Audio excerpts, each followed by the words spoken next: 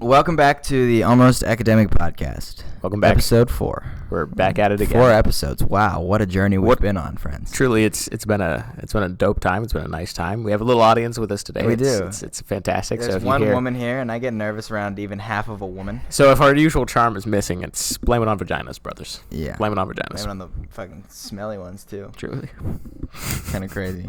But, anyway. So I had something on my mind today. I just wanted to sort of talk about what a podcast is itself. Oh, interesting. Talk about the medium. So get like meta. A little meta commentary. Sure. Little fucking Martin. What is his name? Something James McLuhan.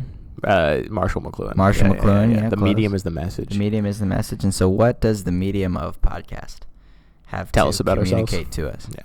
Well, regardless of what we say, because we say some things on here that are maybe questionable, but we do. The way we'd like you to come at us, the way we'd like you to analyze us is for the content, sure, but there's this added element of the fact that we're even using this medium. What is that? What is being said? That should tell you something about ourselves, to be honest. The God complex is definitely a big thing. Yeah. I mean, an interesting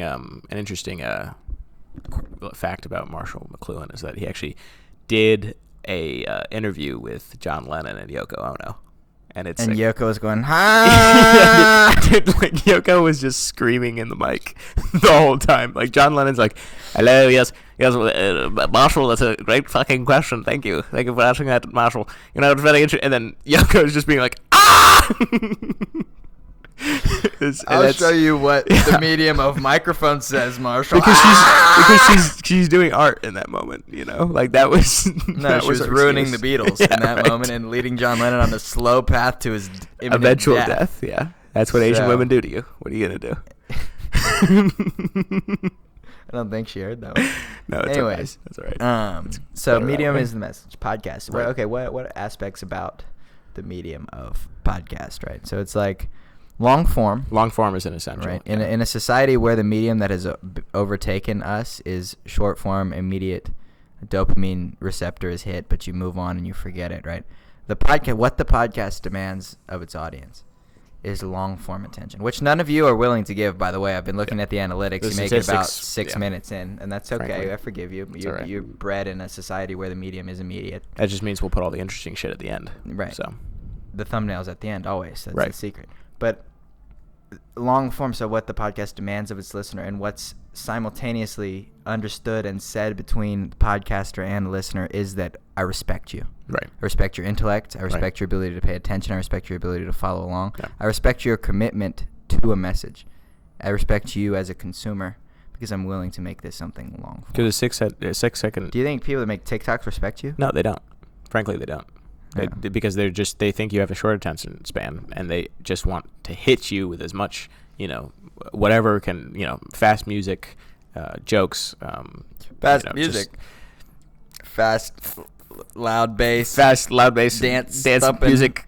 Like urban music? It could Is that be. what you're talking about? Look, I didn't say that particularly. It was implied. Look, okay. The point is that it's meant to entertain, and that's not where we're here. I mean, we're meant here to do entertainment, but we're trying to give you an experience of a fly on the wall of our shared mania, and that's really the goal here. And I think that's the goal of most podcasts. And the fact that we're couching it in an hour-long segment where all we're asking is that you sit and listen. In a way, all we're asking is that, and you can't even do that, but we're actually in today's society asking a lot from you by doing that. So the fact that we're couching our mania within an hour-long segment shows the respect implicit in us for you. And what's interesting about that is like the fact that there's only ever two extremes. I feel like, you know what I'm saying? Like, there's not really a respect for like 15-minute videos. You know what I'm saying? Like somewhere between an hour and 6 seconds. Where are those videos anymore? Like not very popular, not very seen. And I think that tells us something. We're such an extreme society, extreme culture, and okay, I agree. Yeah, maybe I don't know. It's just a thought I'm exploring. I think anything that exceeds 30 minutes could be quantified as long term. Yeah, because I honestly don't. Form. This is my hot take: is that if it's a 30-minute segment of people talking, I don't think that's a podcast. Like, I don't know if that counts. To be honest, it's a late night. Yeah, because you're still like, I feel like an hour is the perfect point where you're allowed to basically enter into some kind of flow where it feels natural and like Yeah, I would talk to, like, what person do you talk to that you actually want to talk to for like 30 minutes? You know, Yeah. it's like it's never gonna like. It's a I good feel like point. I feel like a minimum is like an hour. You know, it just feels like a. So there's a vacuum in between the immediate and the long form. Yeah. Right. I mean, rightly so. Maybe. I don't know. If something doesn't take an hour to say, but you can't say it in 6 seconds, is it worth saying? Is the question. That's I mean, that's a great point, because it's like, who's reading undergraduate papers? You know what I'm saying? like, but it's true though. It's like, if you're writing a paper that's like 10 pages or something like that, do you really have anything to say, or are you just kind of summarizing other people's thoughts? You know, it's kind of just. You got some bad comments on your most recent essay. I did, and I'm a little hurt by it. Mine. Yeah. Yeah, and I understand she's just trying to make me better, and she's pushing me to be a better student. But my ego's hurt a little bit, and I understand. I was told that I was making stretches, which frankly that takes me back to a place in my childhood. What's an innovator supposed to do? Exactly. Okay. That's right. Do you think they told Marx he was making stretches? Yeah. He knew he was. No, exactly. Okay. And that's the So point. he's fucking shattering and stretching and molding the framework of thought itself. That's it. Not Marx. Marx is gay. Right. But, you know. Another innovator, a revolutionary, dare I say. As I work my corporate job, I identify more and more with him. Right. That's all I'm saying. Right. His opinion on the Jews, up for grabs. Sure. Take it or leave it. Yeah. I take it. But the thing is, I'm actually unaware of Marx's opinion on the Jews. What do you think? I mean, do you think you liked them? Okay, let's see. German man, mid 1800s. Yeah, I'm guessing it's not great.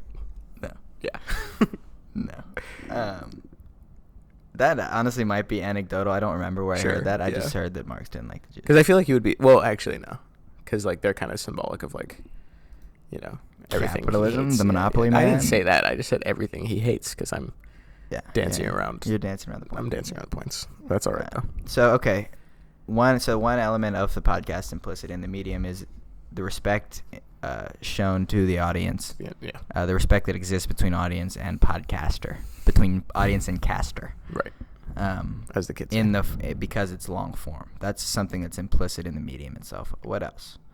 I'd say that there's like, okay, so like long form, it's usually like more casual, right? So like, although there are podcasts where you see like actual format, so like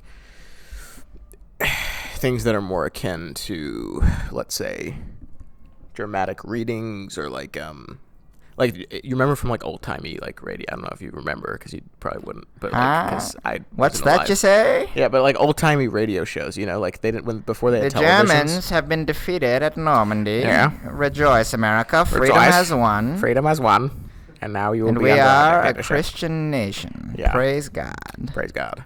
But I'm saying like before television was a thing, in like the Depression era, like the first like Batman things were just like radio shows where it was a story about like Batman. It's just the sound of somebody getting the fuck beat out of them. Basically, over the radio. and that's the thing. They would actually put like sound effects and shit into it, and it's kind of the same thing as like You shouldn't have done that. the whole exactly the whole like For murder radio, the that's whole murder interesting. mystery genre. Oh, that's true. You know what I'm saying? Like that's the same. And there's a lot of podcasts that are kind of framed like that, where they still want to be like, sorry, there's a damn performance happening outside of the room. We're not doing this in the best. At the point, we're not. This is the greatest There's environment. a string quartet outside sitting on the stairs, and there's an event of people socializing, and it's happening. They are. If you hear something, we didn't add background noise. Okay. Right. And frankly, I don't care. But it was kind of nice all when good. they were playing. Yeah, until they were playing Viva La Vida by Coldplay until they fucked it up. Which is like, dude, if you're a string quartet, I feel like Viva La Vida has to be in your repertoire. Yeah. You know what I'm saying? Like, because they're not, these musicians aren't here to play, you know, Rachmaninoff or. They need to get whiplashed. Tonight. Yeah, exactly. Whoever be like, whoever messed that up needs. I'm gonna go down there. I'm gonna throw a chair at their head, and that's just what's happening. Because I'm gonna go up to them and be like, "That's just not my tempo," and then I'm gonna throw a chair at all of their heads. Yeah. I was like, "Which one of you was it? Which one of you was it?" That's what we should have done. That's what it was. Which one of you? Which was one it? of you was it? No, you just We all pull. heard You it. that's because that's the thing. We all heard You it. just have to pull You up on fucked them and be like, "So which one? Which one was it?" And then kick him down the stairs. And then yeah, exactly. That's Publicly. the only way to do it. Yeah. Public spectacle. You were making a point about radio. Let's see. Yes, I was, because what's the difference between, because they call like murder mystery podcasts, but like when I say podcast, do I mean that? You know what I'm saying? So it's like, I just don't think that I mean when I'm saying, yeah, there's a great podcast out there that I'm going to talk about, like a fucking suspenseful Ted Bundy. Because that almost broaches into like a different genre. You're in a different medium. Yeah. Because like it's not a podcast, it's a murder mystery. It's a murder mystery drama, without the effort of like putting it in hero's journey framework. Right. You know? Like yeah, basically. Framework. You're just telling you don't want to tell a story, you're just telling facts, but it's just a shitty murder mystery. Because there's still there's still an attempt to like put a story framework around it. But at the same time, it's not as like, because like I don't think we're telling a story necessarily when we're just doing this. You know what I'm saying? Like maybe that's another aspect that we could throw onto it. Like, what is a podcast? It's not a story. It's not a story. There's something. It's not story.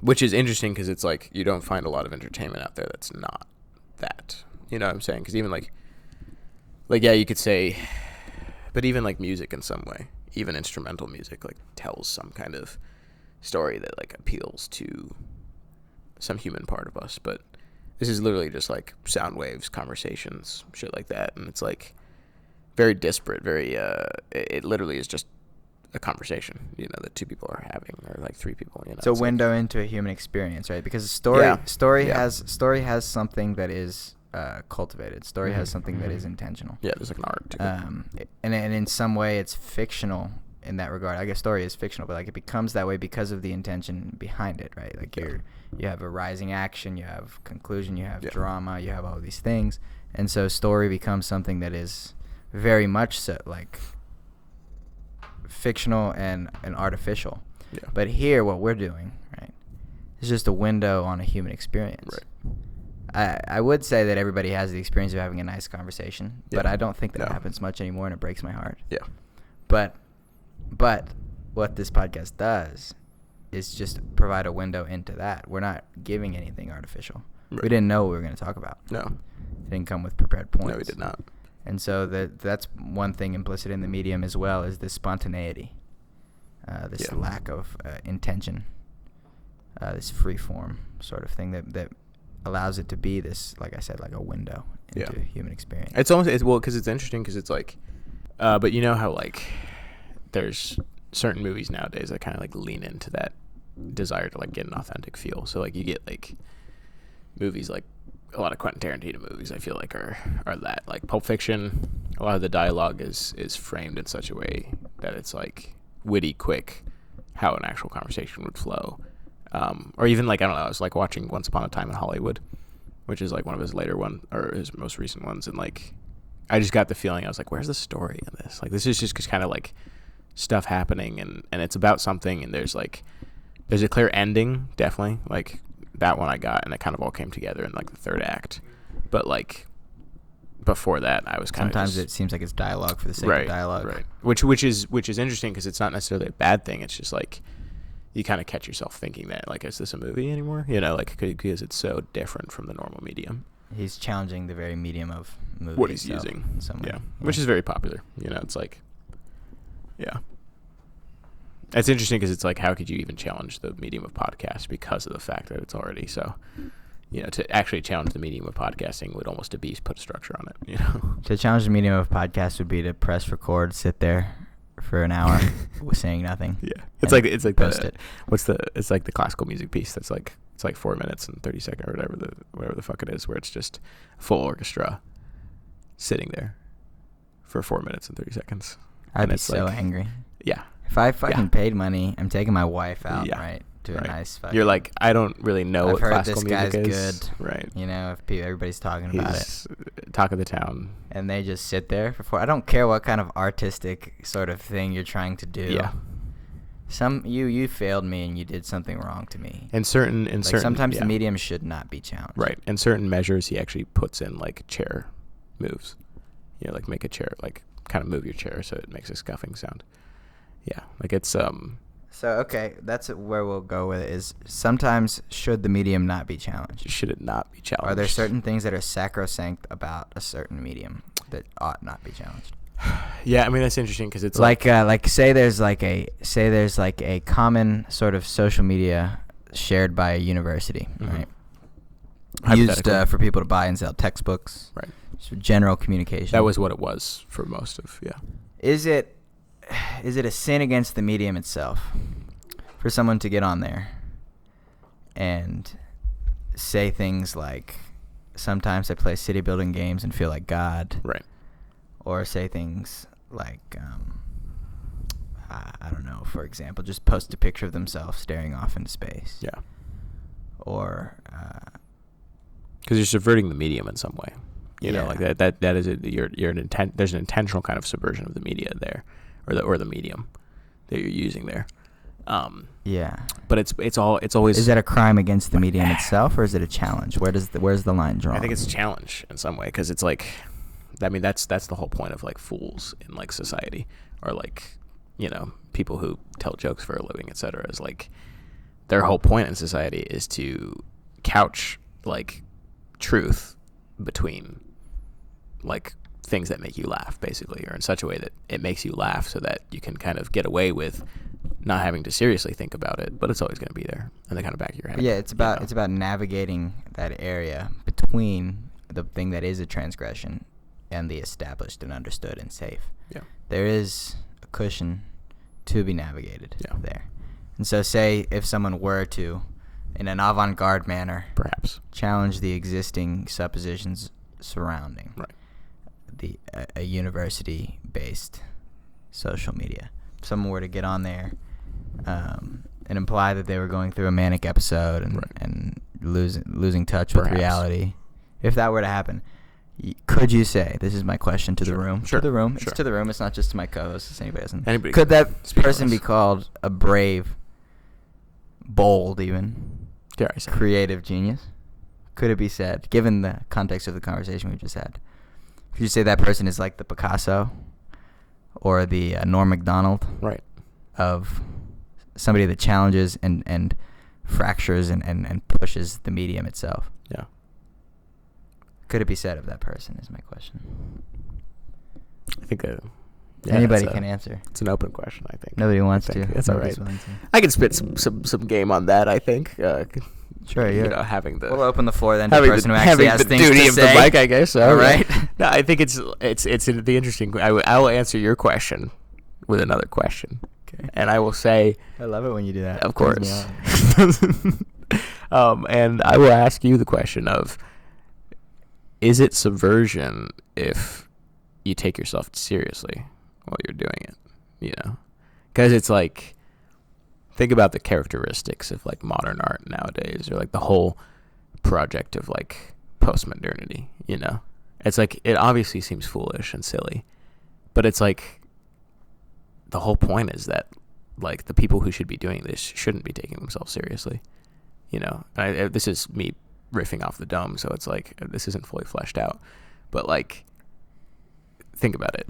In the medieval courts, it said that like the only person who could ever question the king or like make fun of the king was the jester, and that was actually his job, right? So you had a job that's actually baked into the very structure of like civil society, that is like, it is your job to basically subvert and couch it within humor so that people feel comfortable about it, but at the same time to genuinely like be doing that. But like, what does taking yourself too seriously whilst subverting due to that activity, you know? It's that's a good point. I think every episode it seems like I'm railing against something in the art world, but I think part of my problem implicitly that I feel when I see some of the modern art that is purported to be challenging, subverting the medium itself, is that they are taking themselves seriously while doing it, right? Yeah. Like, the only valuable avenue for doing something like that, to me, it's not within the fine arts. It's within comedy. Yeah. Because necessarily something that does subvert and challenge, there's a line to walk, because you need pieces of that in order to move art forward. Right. But it's necessarily absurd in some way. And so that if you're understanding of yourself and what you're doing while trying to subvert is too serious, I think that there's something there that is fundamentally against the very thing you're undertaking. And so, like, for an example, like, somebody, like, taped a banana to a wall and sold it for, like, $100,000 or something, right? It's like, as far as that's a joke on the absurdity of art collection itself, right, and a commentary on it, that has value. Right. But it's not art, right? Yeah. And if, like, someone were to, like, actually think they were doing something serious there, then that's my problem. And I think that, I don't know if that particular example works, but I think that a lot of times people try to do things like that and take themselves seriously, and there's a natural collide. There's a natural clash, because what you're doing is necessarily absurd. Mm-hmm. You're breaching that realm, that little cushion between what's too far and what's established. Yeah. And when you do that, maybe it's too limiting to say it's purely a realm for comedy, but it's it's a realm for the purely absurd. Yeah. And so in what way can you have this understanding of yourself that is serious when endeavoring to do that? I'm not sure that you can. No, yeah. Because it's interesting, because it's like there almost takes, especially nowadays, it almost took people to consider, or people to be in the mindset that's so bourgeois in the art world, that, like, it took people who actually do take it seriously, the banana taped to the wall, for it to even become something that's absurd and hilarious, you know? It's only ever that because of that fact. Yeah, I mean, like, maybe we can explain. My brain's not working, so I'm not going to be able to make the most intelligent points here, but, like, I feel like there's something right in the sense that, like, there's a bourgeois, or at least in the modern day, it's like there's a bourgeois mentality that arises whenever there's a kind of, like, so, okay, if we bow to the whole, like, thesis, antithesis, synthesis thing, the Hegelian dialectic or whatever, and, like, we pose that, like, I might be getting too deep here, but, like, let's say we don't think that whole thing's R word. Right, exactly. Let's just say ends with etarded. Right, exactly. Let's not say that. But let's say, like, the thesis is, like, the way that things were, generally speaking, and then the antithesis is the thing that challenges that paradigm, right? Okay, I can see how it fits a little bit. I know, I guess, whatever. Then, okay, like, Gagel. Gagel's great.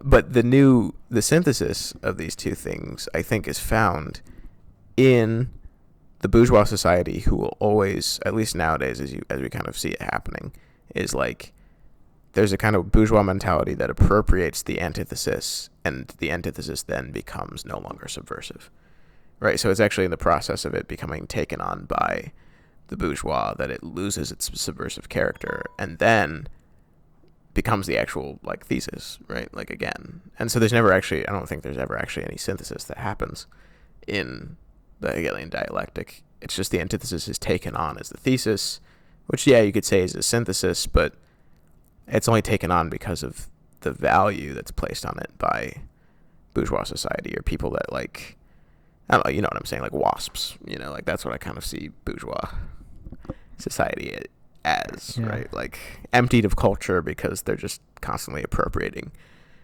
trends. Appropriating, you know, that which is novel or exciting or Yeah. So, but it's not a synthesis, because it's not taking of their world and that world and bringing it into something new. It's just bringing the thing that was not of them under them. Yeah. In some way. Right. And then it becomes an opportunity to actually, like, critique that, like, but it's not even a critique of the art form anymore. Like, it's like, so let's take the example of, like, modern art, for example. Okay. We have fine art, traditionally speaking. The brief art history lesson, 1600s, you get a rationalist philosophy that basically makes art super precise and, like, all about mathematical forms, right? And you get super beautiful art out of it, but it gets condemned as this kind of, like, this isn't about romantic kind of expression of human emotion. This is about, like, an expression of just, like, human perfection in the mind, right? And music gets that same critique. You kind of see those things. And then out of that kind of rationalistic modernity comes this, like, postmodern thing, which is, okay, well, if this is art and, you know, we're trying to so hyper rationalize it and not see it as something that's kind of, you experience it as art and that's how you know it's art. If we're trying to hyper rationalize it, then fine, let's hyper rationalize it.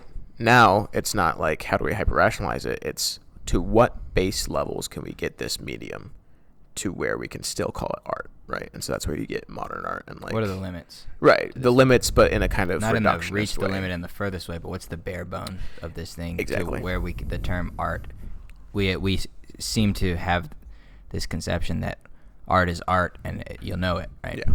But and it's always but it's a challenge to that. Yeah, it's saying, and it's always an implicit. What is it? What does the term art even mean? Yeah, and it's always an implicit like critique of categorization in general, right? So any kind of attempt to categorize becomes you show the absurdity through subverting it and reducing it down to bare bones, where you can kind of say, oh well, this is art. It's just a blank square on, it's just like a black square on canvas, and you can still call it art because remember, guys, if we're trying to define art here, then like this is what you said it was, so this is still it, and it becomes subversive. And so there's a value to it in some way because of the fact that like you're critiquing an over rationalization, but at the same time, it's ridiculous, like it's absurd, like that, like because the final end of what you're doing, right?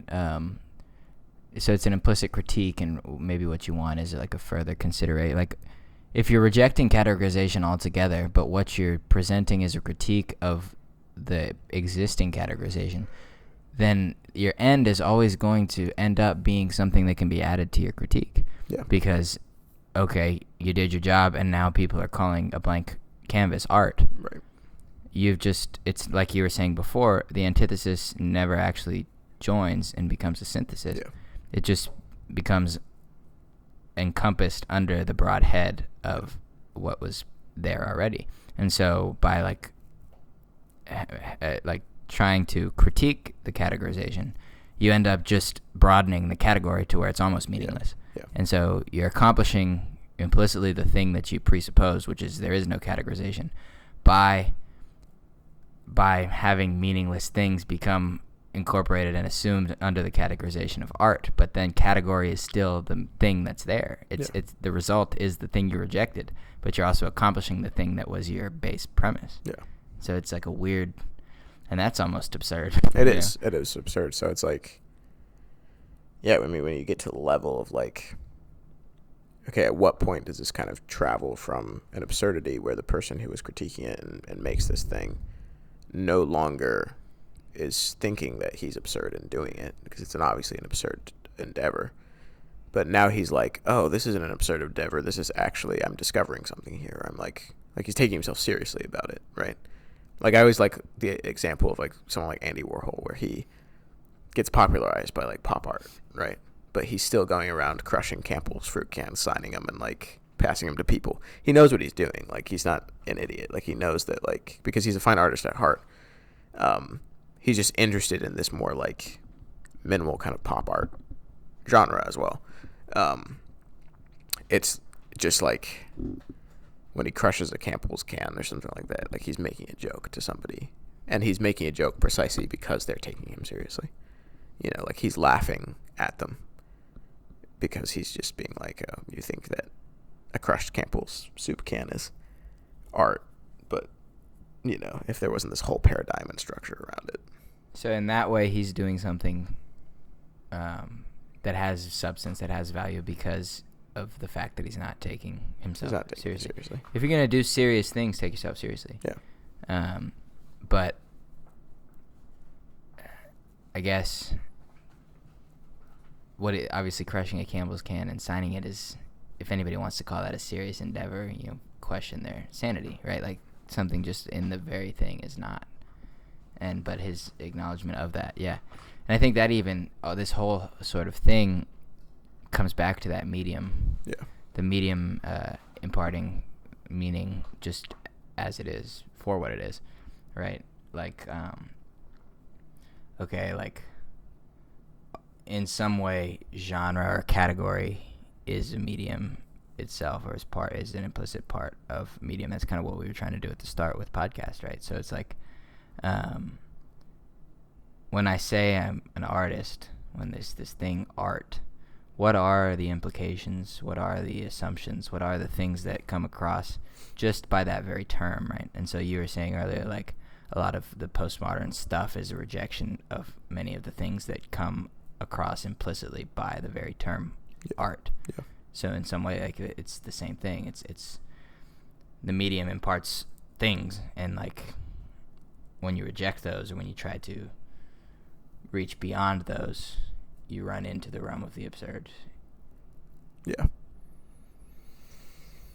It's interesting. It is interesting. It's like, yeah. And it's interesting because as I was thinking about it, I was like, yeah, because you're caught in this whole, like, critique culture around ideas, it's like any kind of subversion that you take seriously can only ever be affirmed not by some kind of, like, recognition, but it's always going to be recognized by a kind of market value or something like that. Like, this is why, and so much of the art value or something, or the art world and stuff like that, it's like they become such Ponzi schemes, like, where it's just like they become these markets that just, like, don't have any real value anymore. It's basically just money laundering. They, like, throw it around. Well, like, what's the proper metric for artistic value, right? Not money, but I would question that. I mean, the proper metric for artistic value is experience, is a personal experience, which is never something that can be packaged, bundled, and given and expressed. But it's probably the proper sort of, like, it's the proper way that art is appreciated is through experience. But I think that, like, a symptom of the fact that we can't bundle, quantify, and sell experience is that we now, like, we've done, it's money laundering and all these things, and there's a lot of things wrong with it, but we've done the best way that we know how to quantify value, which is money, right? So, like, good pieces of art, for whatever, like, whether they're actually good or whether they have just certain things attached to them that, for whatever reason, I think that's a lot of the issue too. Like, so I get frustrated when crappy art sells for a lot of money because it has a critique embedded within it. And just because of that. But I think that it's a symptom of the fact that we're using the wrong metric for value for both, right? So something can be appreciated for the critique implicit in it, and something can be appreciated for its beauty as a piece of art. And the only way that we know how to express the fact that both of those do something to us is through money. So it gets all wrapped up because it feels like we're valuing these things the same because they have a similar price tag. Yeah. When beauty is its own thing and philosophical critique is its own thing. Yeah. But we don't have a way to express the difference. The only thing we have is money. And so it seems the same. Yeah, it's interesting because it's like, it's almost like the only way that, like, obviously if you're going to make a critique, make a critique. It's not saying that you can't be serious about making a critique. But it's like, if you choose to use a medium in making that critique, it almost has to be, like, couched within a kind of absurd way. Like, it's like, that is what makes it, because you're appropriating a medium and you're not using the medium to be what it is anymore. You're using it as a different kind of communication, and so it always has to be a recognition that, like, something I'm doing here is, like, fundamentally absurd. Right. Because I'm not using the medium for what it is. I'm using the medium to communicate a critique and a message, which this isn't the place to be doing it seriously. But now that I'm trying to say that this is what art is a space to basically make a critique, it's like, well, is it really? Because it's like appropriating a medium for an ulterior motive. Not to say that it's always wrong or always right. Right, sure. But it is necessarily absurd. Yeah. And so in that, there's this levity. And maybe not taking yourself seriously doesn't always come with levity, but that's what I associate with it. But there's this, you have to be honest with yourself about what you're doing. Right. Which is you're not doing art anymore. Yeah, and any time you would take yourself serious, you're taking yourself serious within the terms of the medium you're trying to appropriate for something else. You have to respect that. Like, to take yourself seriously doing a critique on the very form of art, right? To take yourself seriously is to accept the implicit... the claims of the form. Yeah. Everything that comes with being an artist. Right. You can't take yourself seriously as an artist when what you're doing is critiquing art itself. Yeah. because you're not critiquing art itself anymore when you try to take yourself seriously, because you're using the terms that are already established for an artist. Yeah. Because then you can't escape. Yeah, unless you accept the absurdity because you can't claim that like, oh, I'm suddenly within this form now. Like I'm suddenly an artist because you're critiquing it. You're not an artist. You're like, a critique always has to come from outside of a thing. So it's like, you're not an artist, dude. You are maybe a critique doesn't always have to come from outside of a thing. There's obviously like a genuine thing that can arise from within it. But like these massive critiques that happen, like in the emergence of minimalist modern art, it's like, yeah, like you can't call yourself an artist because you've thrown the old way completely out. Like it's like what are we calling an artist now? You know, like, yeah, unless you're ready to.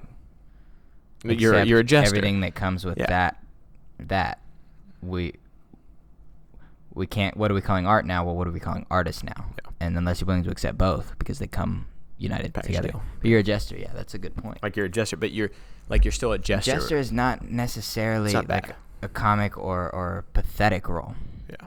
That's a lot of things that are associated with the term jester, but it's like, no, it just means that you're not operating within the framework of what's already like established.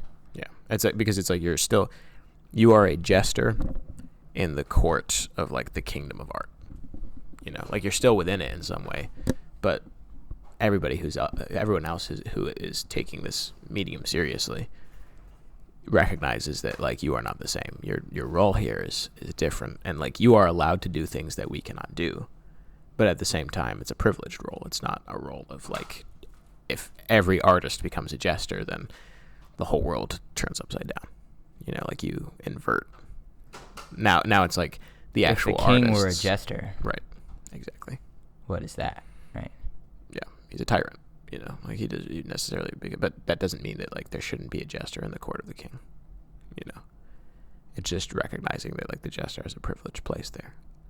He can't be allowed to rule, but he bears an essential like part in the court, you know. Yeah. And so that's what we feel like we're doing on our podcast. We are the jesters in the court of podcasting.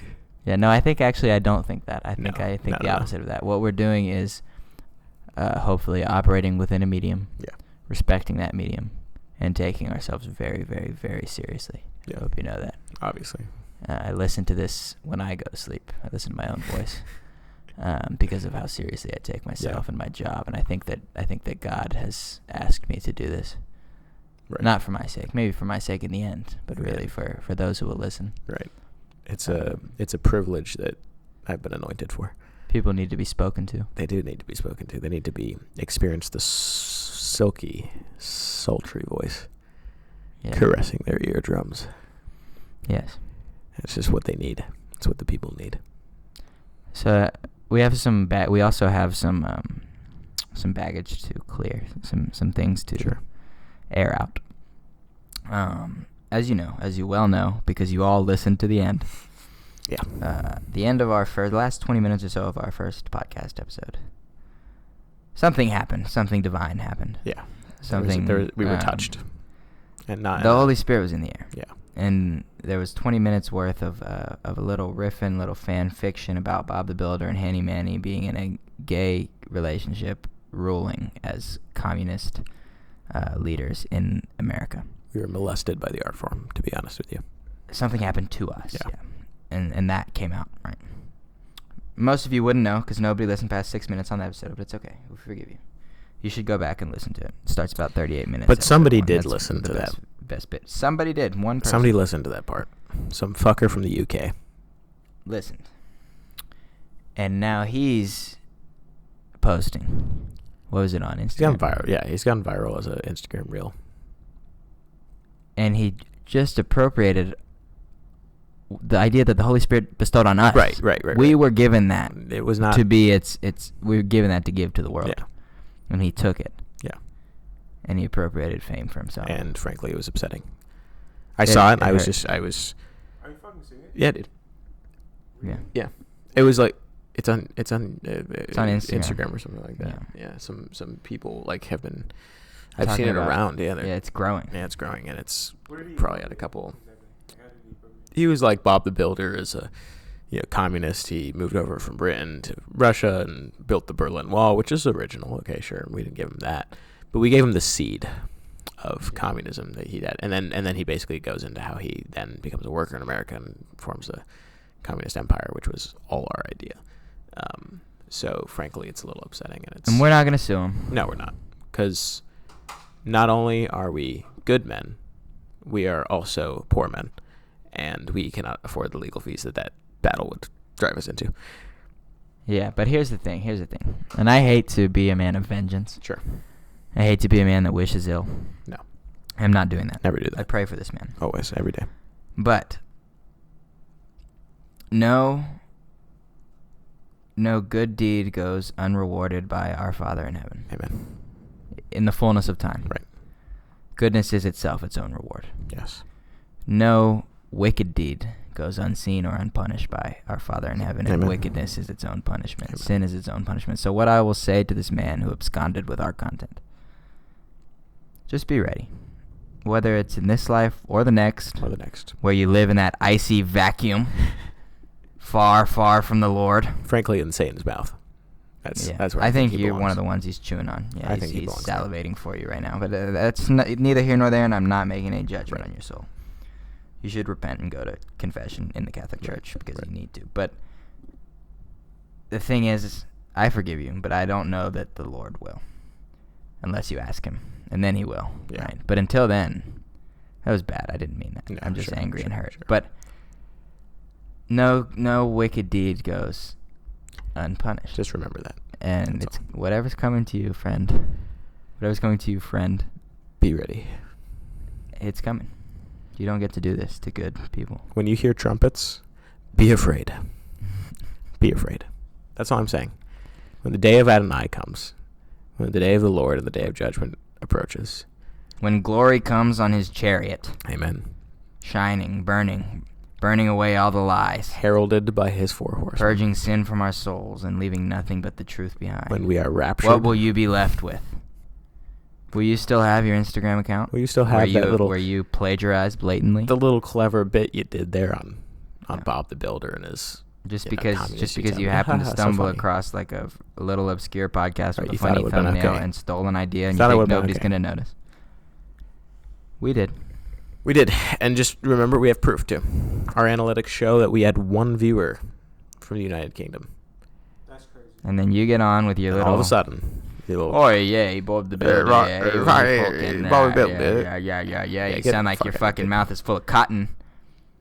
And definitely not full of teeth. Can't speak straight. You probably got teeth fucked up. Fucked. How's your dental plan teaching you over probably there? Probably had a scone right before you recorded that thing. Dry ass cake. Horrible. Yeah.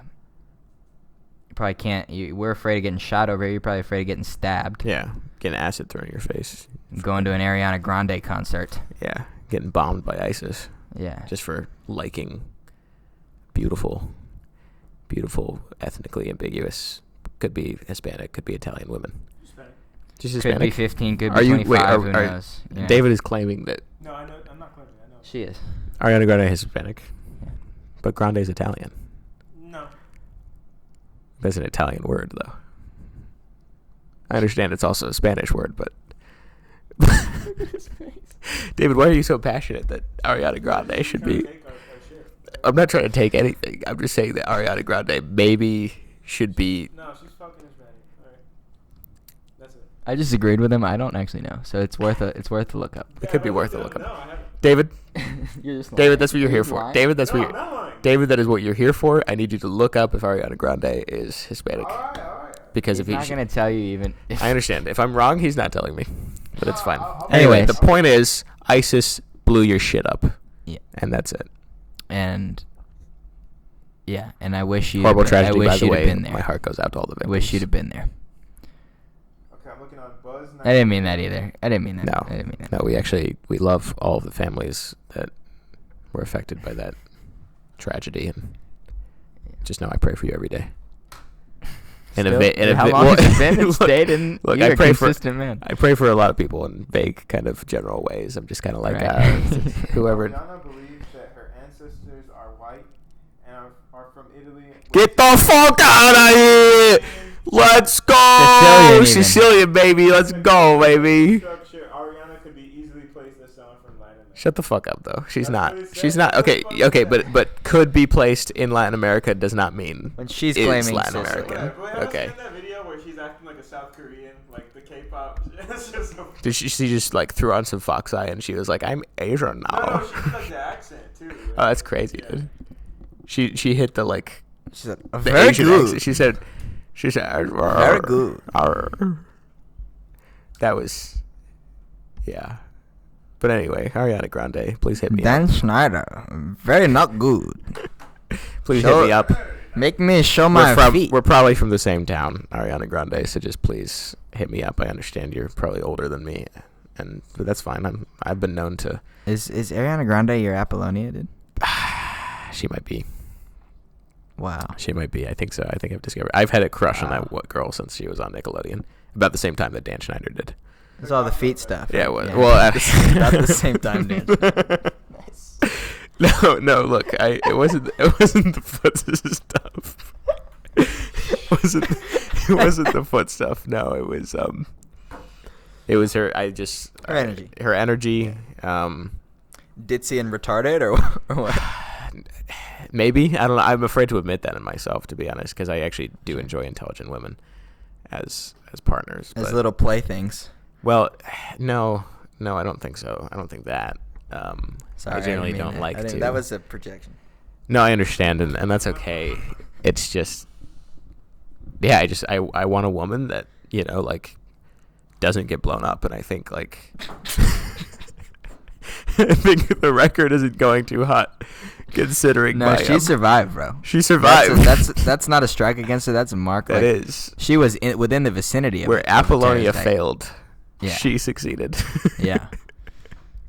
Wow, that's Yeah, dude. deep. That is deep, and I think that's that's where I am right now. To be Okay. honest, Yeah. yeah, I'm just. Little house cleaning. It was a little house cleaning. Sorry, I so- threatened you, obscure UK Instagram guy. Sorry I said the Lord won't forgive you, and I'm sorry I said you're going to hell. I didn't mean any of those things. It just, I really like, at least just tag us. Just I know- know we don't but- have an Instagram account for you to tag, but Yeah. like, just use our name. You But know? at the same time, like, know that the Lord will judge you. Like, it's Yeah. like we aren't judging you. My only But the advice Lord for you, shall. friend, is go to confession within the Catholic Church. Amen. Because he will find. Otherwise, it's not looking very pretty for you. trying to find. You trying- mortally sinned against us. Trying to find. I'm about to dox this guy. On We're gonna give it out. We're gonna give it out, dude. Make a There you go. TikTok saying, "Watch my confidence Watch my drop," confidence drop as as Daku Instagrammer Dubry. steals my content. As Daku Dubry. What is it? Daku Dubry. Spell it. DOCU DUBERY. Daku Dubry. Daku Dubry. Watch my confidence drop as Daku Dubry copies my whole fucking flow. Literally, I mean, this guy's got what, 6,000. Daku Dubry, more like Dick and Dewberry. Exactly, dude. Fucker. 6,000 followers. You think you're fucking clever? You think you're smart? He's thinking he can bully us. No, you can't. You We can't, won't dude. stand. We won't go quietly. I will not go quietly into that dark night. Yeah. His Gently. his Gently little is the word. fucking gently or okay. Well, I was Old age should burn, and rage at close of the day. rage. It's the dying of the light, etc., etc. The video has 79,000 shares, dude. Those are our shares. That's Let me You just know- let me just say some of the first words of it. Why did Bob the Builder build the Berlin Wall? Bobbert the Builder defected from Britain to Russia just before the 1922 Comic-Con established the Soviet Union. He had done this after becoming radicalized by Marxist ideology that had crept its way into his construction and warehouses, etc., etc. Bobbert That's us. basically That's the began, whole- yeah. And that's it, by the way, exactly how he fucking sounds. It is. That's perfect. That was a perfect fucking thing. He's got this annoying Liverpool, maybe, accent. I don't It's all the same to me. Yeah. Cuntish. Yeah. Not to be confused with Cornish, which is a different region of Great Britain. Yeah. Fuck those guys, to be honest with you. Sure. Do you watch the coronation? No, You didn't watch the coronation? I don't royal watch. Yeah, but that was an event. No. I touched myself to the coronation, to be honest with Really? you. No, I didn't do that, Probably the king. I'm actually 9 months clean from pornography and masturbation, so it's a good little time for me as well. Keep your cocks clean. Don't get dirty, gentlemen. That's my message to the world. But the point is that the coronation was kind of hard as fuck. You haven't had to wash your sheets for 9 months. Huh? Yeah, exactly. I mean, the sweat from my oily body, my sexual frustration definitely has contributed to me having to wash them, but I still don't. So, yeah, soiled sheets, and mostly from sweat. And soiled sheets would be a great line to use in a poem. It would, yeah. Soiled sheets and et cetera, et cetera. Soiled sheets and a recently soft cock. Yeah, that definitely rhymes and flows that's in just meter. one line. Sure, It's just one line. yeah. What's the next line? Soiled sheets and a recently softened cock. Or what's like a fancy UK British word for recently? It's like a soon softened cock. I don't know. Yeah. Who knows? It is what it is. But the coronation was kind of hard as fuck. Low key. They had a lot of cool shit there. What I did not appreciate was that there were women. And we could talk about that because David wants to talk about it. Frankly, I was upset when there was a woman on the altar speaking the words of our Lord Jesus Christ from the Gospels. In a collar. And a stupid ass collar, to be honest, too. A little like Parsons collar is stupid.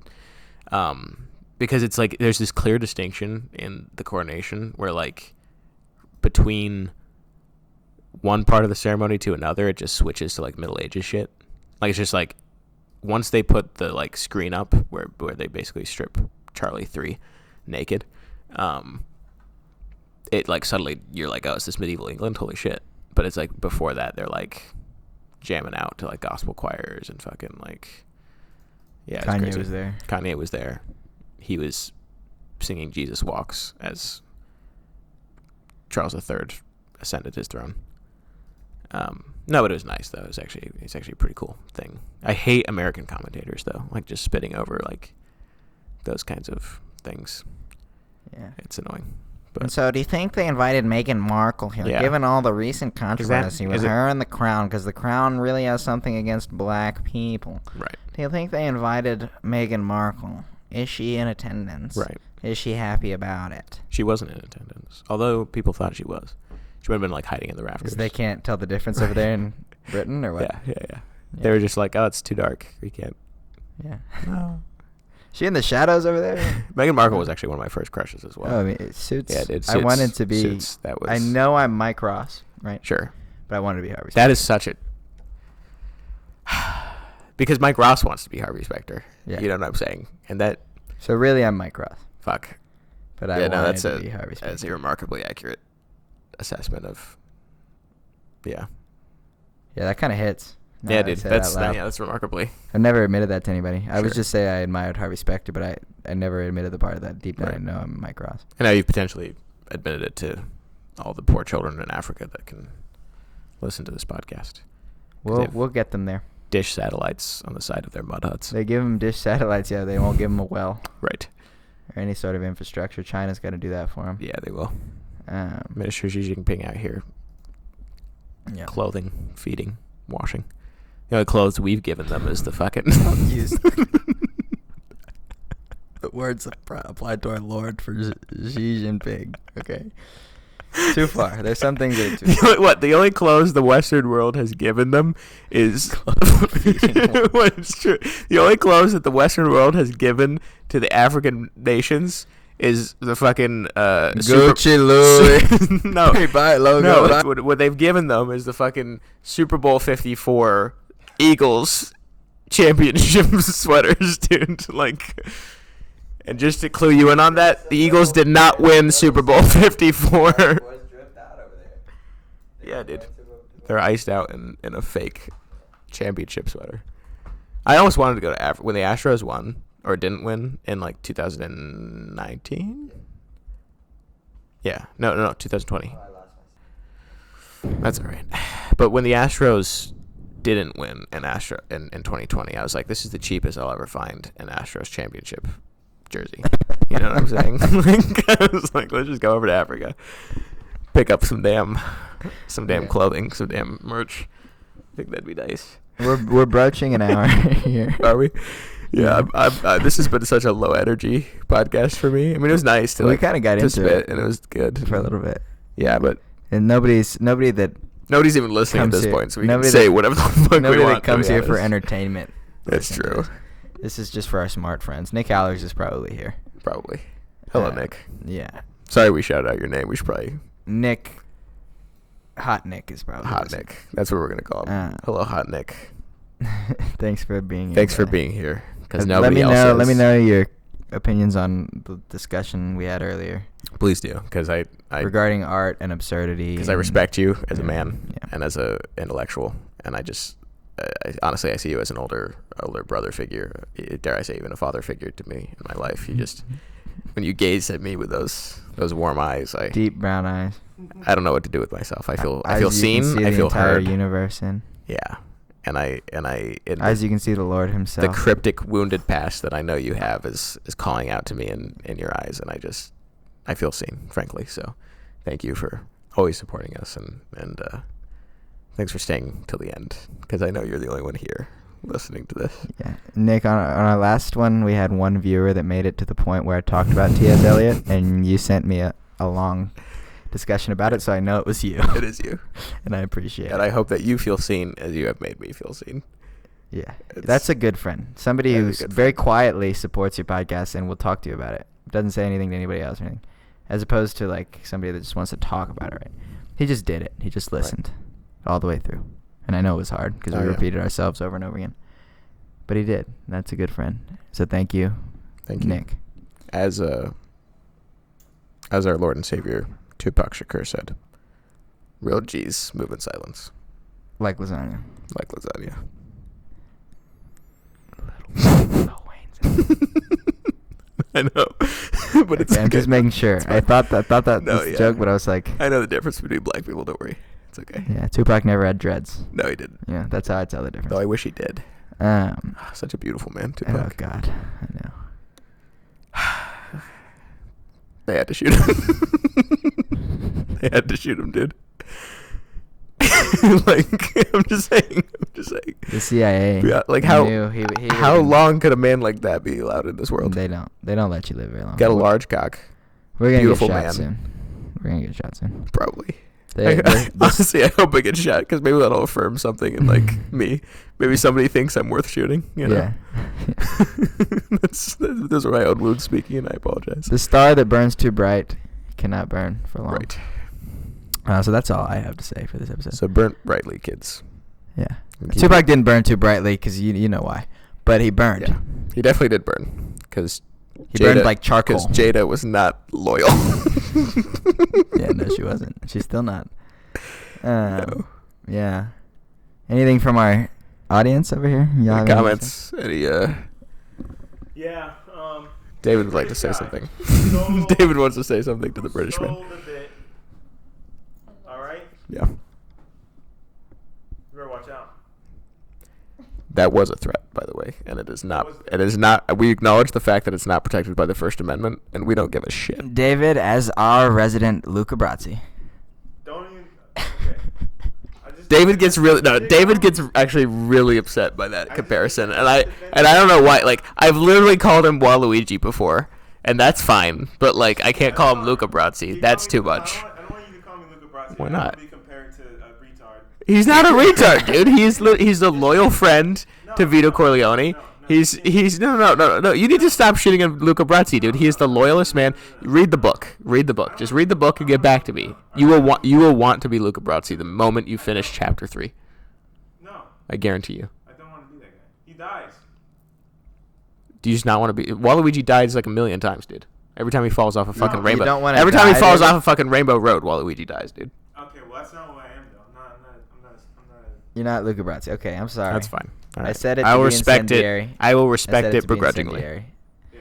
And I do think it, but I just will refrain from saying it. Okay, all right, we'll go. It's a different. It really is in the face, though. Thanks for defending us. Yeah, of course. Okay, I'm defending- Thank you for that. Yeah, thank you. And we love you. We love you, Luca. We love you. Call me Luca Brazzi, whatever. We'll show you after this. You don't have a choice in the matter.